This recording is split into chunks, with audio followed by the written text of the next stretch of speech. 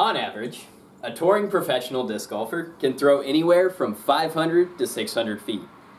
Their distance comes from excellent timing, form, and mechanics.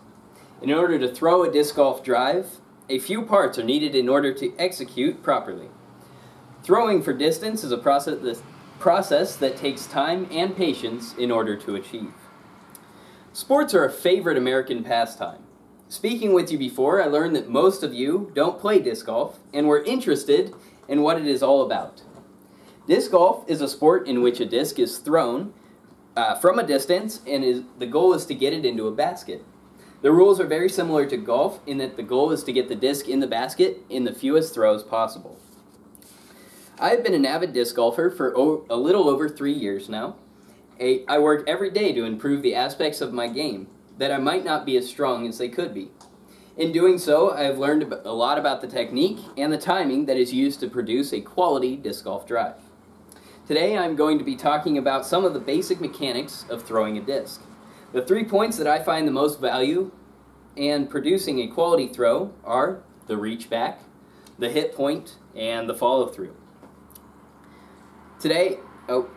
These are the 3 basic fundamental points that increase the potential for producing a quality shot. Let me tell you about the first point, which is the reach back. The reach back is the initial part of the throw that determines how much power will be put into the shot. A well-performed and timed reach back will increase the chance of producing and executing the drive properly. According to DiscGolfReview.com, one should reach back in a straight line rather than swinging the disc back in an arc. I will now demonstrate the proper way to reach back in a straight line. So basically what they're saying is that you want to reach straight back like this so that the disc stays in a straight line the entire time instead of reaching around your body and creating an arc-like motion. Instead you want to reach straight back and create a straight line. Another important part of the reach back is extending your arm as far as you feel comfortable. Reaching back too far may cause you to lose balance, and not reaching back far enough might make you lose power and finesse. Now that we've learned about the reach back, we can now focus on the next aspect of the drive, which is the hit point. The hit point is the moment in time when all of the power generated from your reach back and hip rotation is put into the disc and the disc leaves the hand. People also like to refer to the hit point as snap. DiscGolfReview.com states that this should give you maximum snap as the power is focused on getting the most force on the disc at the release point rather than during the pull. Furthermore, the hit point is so quick that a mistimed reach back or hip rotation will cause the disc to leave late or early. The initial part of the hit point is the hip rotation. In order to generate the most amount of power from the ground up, the hips, which are the biggest muscles, must be rotated first. This will start to initiate the pull with the arm. As the hips rotate through, your shoulders will stay in place and your torso will act like a spring. As the hips rotate more, the more tension is generated in the torso, creating more power. At a certain point, the shoulders will start to rotate and this will bring the arm across the body. As the arm starts to get towards the right pectoral muscle, that is when the arm muscle starts to accelerate the disc to the hit point.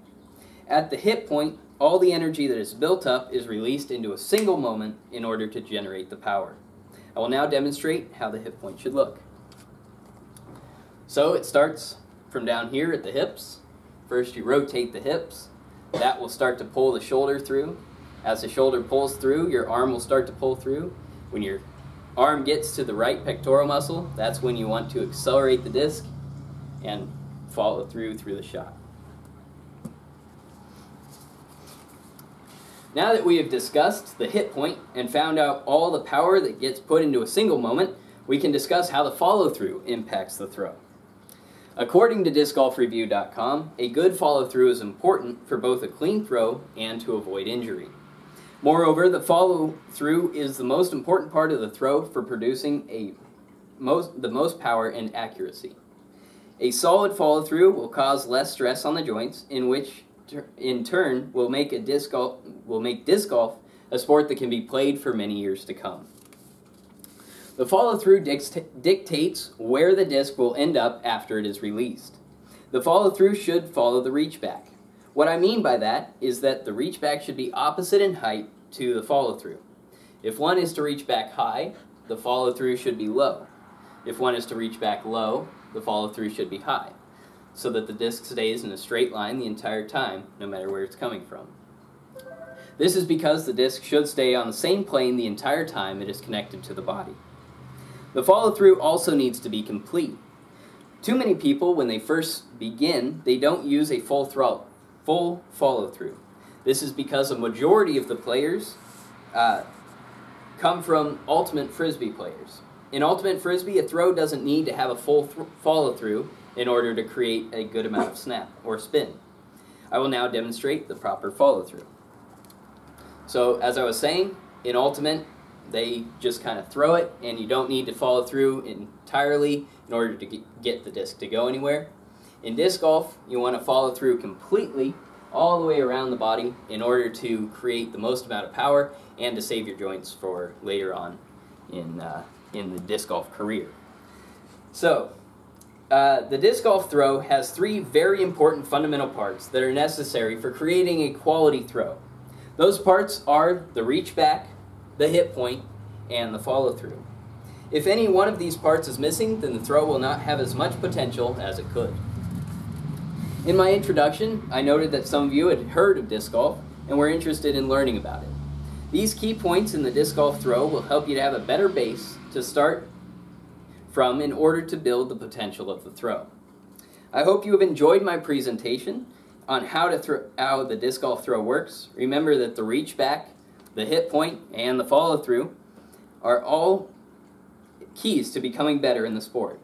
According to the PDGA.com, disc golf has grown more and more every year and is continuing to grow into a bigger sport. So I encourage you to head outdoors, throw that disc, and have some fun. Thanks for listening. We should